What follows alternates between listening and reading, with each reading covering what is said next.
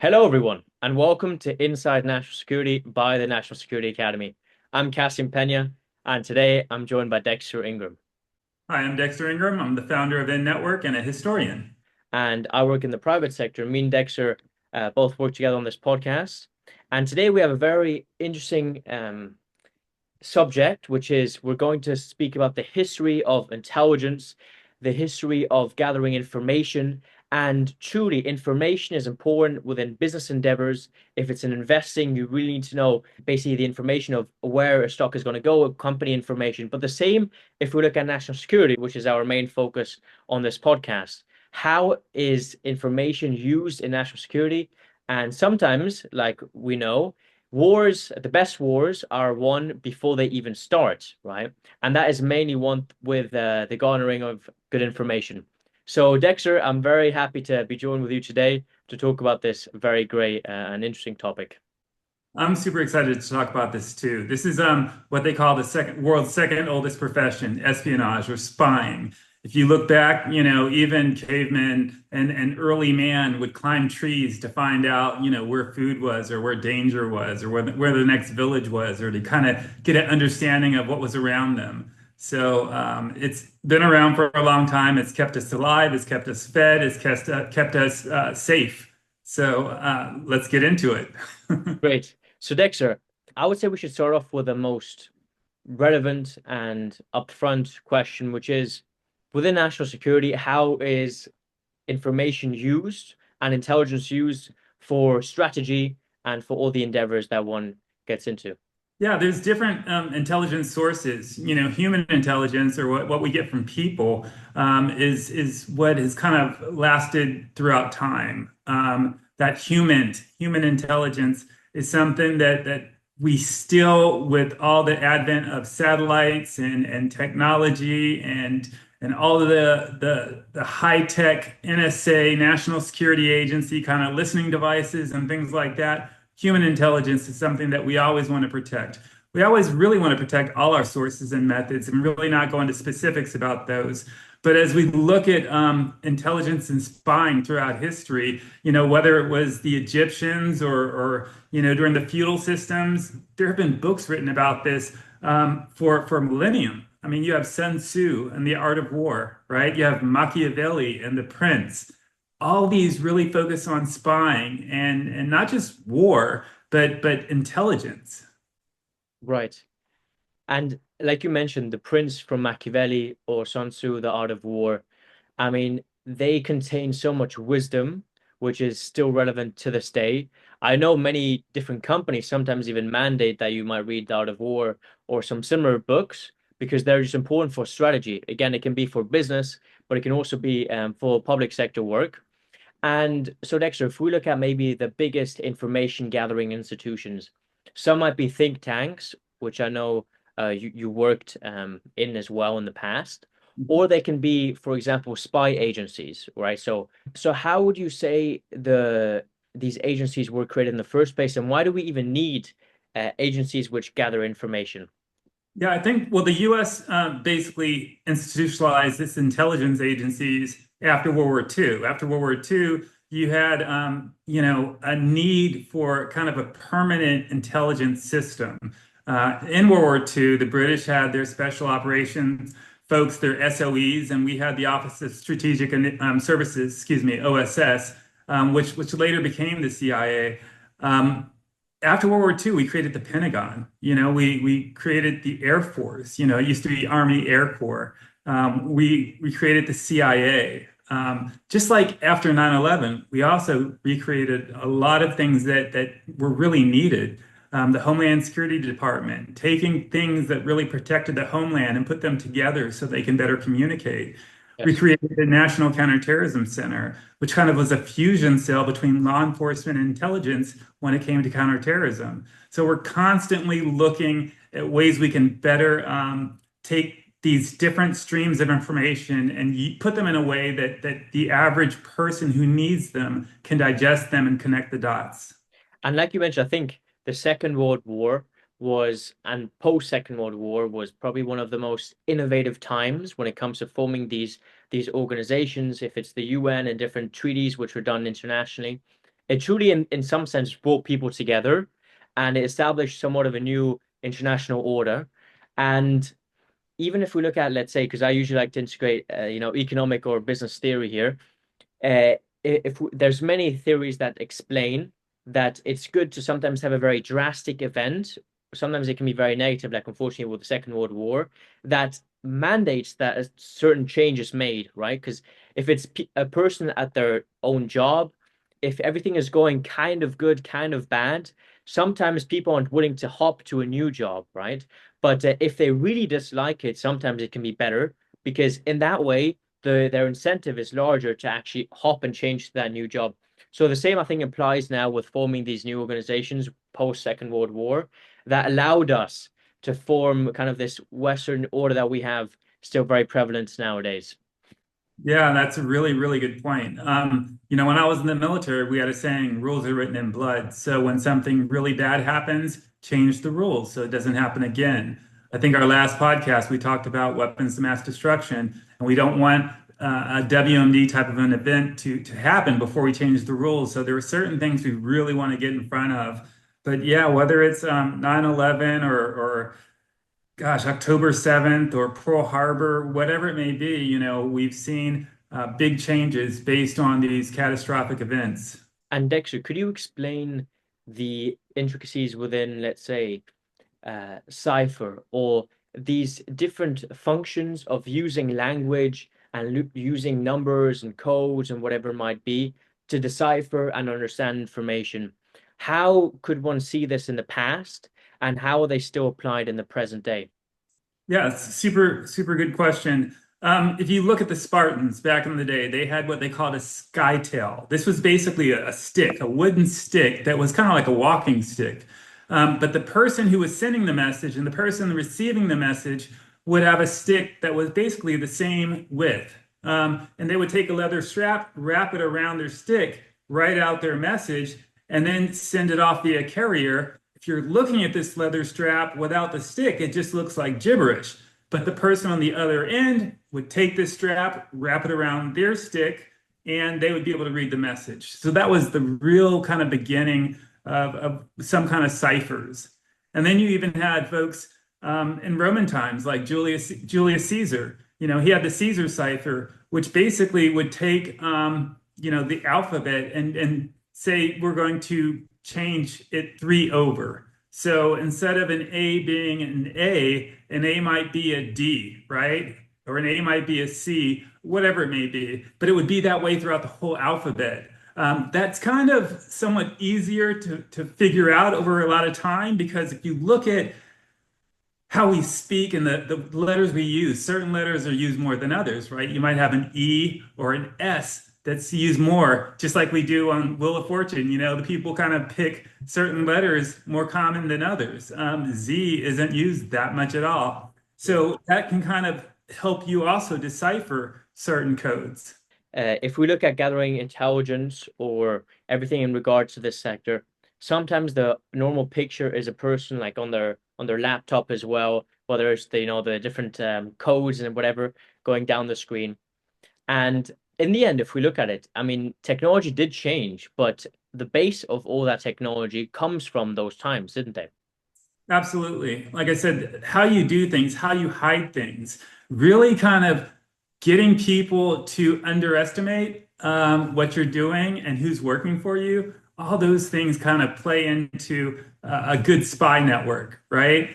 During the Revolutionary War, you had George Washington who set up the first civilian spy ring. And he took basically a major and put him in charge of it. And this major used a lot of his friends, his friends' spouses, friends he went to college with, friends he kind of grew up with as part of this spy network. They trusted each other, and they were able to really kind of get ahead of the more superior firepower and manpower of the British, using guerrilla warfare, using misdirection, using misinformation. All these things that we see nowadays really was groundbreaking back then. Something that's called as well insider trading, and which was very prevalent, especially more back in the day, if it's in the 80s, where it was very prevalent, where people basically garnered information about certain topics, which other people didn't have access to, and were able to execute trades based on that new information that they had access to, which nobody else had. But usually that was more confidential information, but they still acted out those trades even though they weren't supposed to, and they got a lot of money. And many of the people then obviously were sent to jail and served their time. Yet, still to this day, if you are able to gather information legally in a fashion which gives you a head start, or you start from a better position than your other people, right, within the same field, you can truly be much more successful in what you do. And the same applies to gathering intelligence, probably for these very big agencies and organizations, right? Yeah, I think when you work in secret and you get access to those secrets, you normally get an advantage in many different ways. Whether it's legal or not going to go into it, but that advantage is often used. I mean, you have members of Congress and the Senate who come up with rules and procedures that really affect the stock market and other things that we invest in all the time. And I heard at one point they were coming up with an app that actually tracks the stock trading of members of Congress, which would kind of maybe level the playing field a little bit. Not saying anybody's corrupt, but I'm saying sometimes when you have that inside knowledge, it can go a long ways. And the same with spying, right? The same with intelligence. If I understand that it's going to be a drought this season, right? I might plan differently when it comes to my crops or what I'm doing if I have that knowledge. If I don't have that knowledge, then I'll just kind of just be walking in the dark like everybody else. And when the hard times hit, I'm not going to be prepared. So the more things you can figure out before they happen, the better. Mentioning again The Art of War by Sun Tzu, I think a part which is often very quoted is kind of if you're far, appear near, and if you're near, appear far. So we often talks about this, at least the perception of how maybe your competitors see you, or the people you're working with. If you're on you have a certain task, then depending on what the task is, sometimes giving the appearance that one is much further isn't to your benefit, right? So there one has to play around with where one wants to position oneself, right? Absolutely. You want to keep, when I say your competitor, on their toes, right? Many times they'll assume that you're going to do something because of where you are, or because of your desires or needs or whatever it may be. And the more you can keep them guessing, the more off kilter they'll be. But also at the same time, I think that as you kind of gather this intelligence, some of the most, what I'm going to call mundane things that some people see every day, like for instance, supply chains, right? That doesn't sound super sexy, but it's super important because if you know how many tanks somebody has, or how to move things around in the most quick way possible, that's really, really important. Back in the day, if you were a king and you wanted to know where the grain was, and where the pigs were, and what that looked like throughout your kingdom, that was power, right? Then you can sit there and move things around as you needed to based on the situation at hand. So even the most, what some people might call mundane type of jobs, really play key important roles when it comes to intelligence. And if we look at, let's say, the Arctic nowadays, where there's a big focus from various countries, many of the waterways, which were previously frozen, now due to the change of temperatures, um, now they might free up, or in parts they were freed up. And this obviously opens up new ways in which, talking about supply chains, these big container ships are able to travel from point A to point B in a much faster way, saving days and money, right? And there again, one has to garner that information of this is currently happening in X place. Do we want to be on this or not? Do we see this as a lucrative opportunity for us, or don't we? Right? Yeah, that's where you have all the controversy with the Panama Canal. I mean, if you can save days off of any kind of shipments, that's a lot of money over time. Not only are you getting things there faster, things aren't spoiling, and you're meeting the demands of your customers, and that comes across in so many different ways. We look at the spice trade with India so long ago and how valuable that was, you know.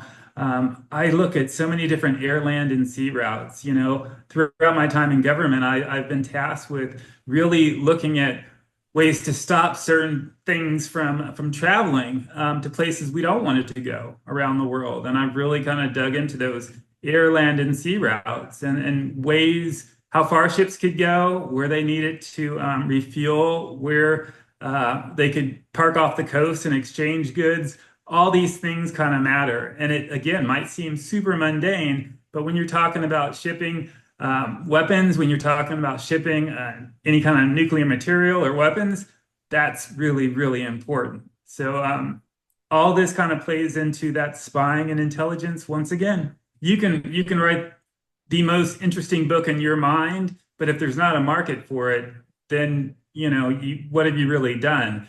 You've written a book, maybe it scratches your own itch, but if you want to make money on that book, you want to look at the keywords in that book and you want to see who's buying and who's looking at those keywords.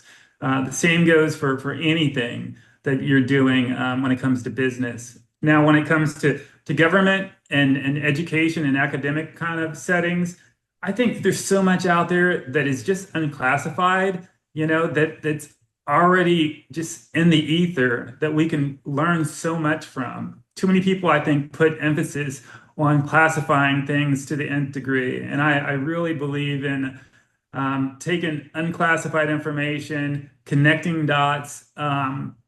So much can be learned from that. And that's where I spend a lot of my time. I spent a few years at Interpol.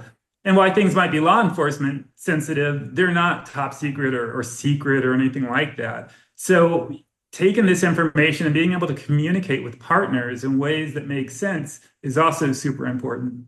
If we look at gathering information, maybe 3,000 plus years of very well documented information on what people did to spread information from point A to point B. Do you have a certain time within history that you feel is your most interesting one, or the one that fascinates you the most?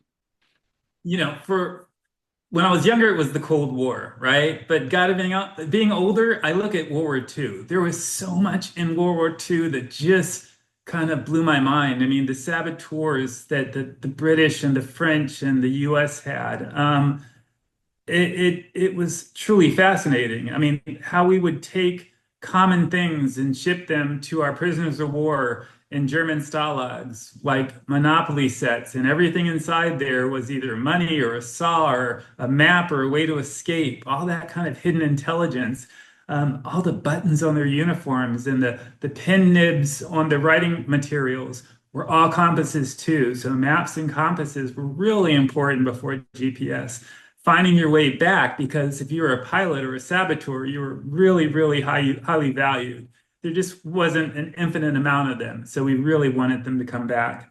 And then looking at the folks that were recruited that didn't fit the image of the average spy.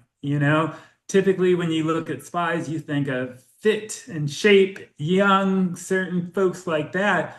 Well, if you look at the Special Operation Executive in World War II or the Office of Strategic Services in World War II, many people had differing abilities. You had Virginia Hall. She had one leg, and she was one of the most feared spies in France. She basically walked over the Pyrenees to escape, but she had so many Nazis after her, and she was communicating on a regular basis. Somebody who would never be used normally in some kind of, normal military operation was a true hero in World War II. And we see that across the board, whether it's celebrities like Josephine Baker or folks that were underrepresented and not treated super well, like the Native American Marines who were code talkers during World War II. Their language, in and of itself, was a very unique code that nobody else could understand. So even if the Japanese or the Germans were listening to these Navajo and Comanche Marines speaking over open radio, they would have no idea what they're saying. Of course, they would use different words. Like instead of tank, they would use, metal tortoise, or instead of grenade, they would use potatoes. but they would get their point across. And these are true heroes. Again, this is a country doesn't have the greatest track record when it comes to taking care of certain disadvantaged groups. And you see folks stepping up to serve. So my hat's off to them. That's very correct, Dexter. And I think we mentioned this a couple times when we speak, is that every country, every region, every type of maybe subculture has their own specialty, right? And some countries might offer those natural resources, some countries might offer human capital and very intellectually formed people. Some expertise in a certain area. I mean, if we look post Second World War, the expertise in engineering and everything that was going on, that where many people actually fled to the US to build many of the things that we have around us to this day. So, Dexter, I think for both business, for national security, for everything we talked about today, it's so important to gather good information, double check sources, right? Not only rely on one source, make sure that the information you get isn't false. That's very important, especially nowadays with so much information which is around us. Double check and always as well protect the source that you're representing. So thank you so much, Dexter. It's been my pleasure. Happy to talk about this anytime. Take care, Cassian.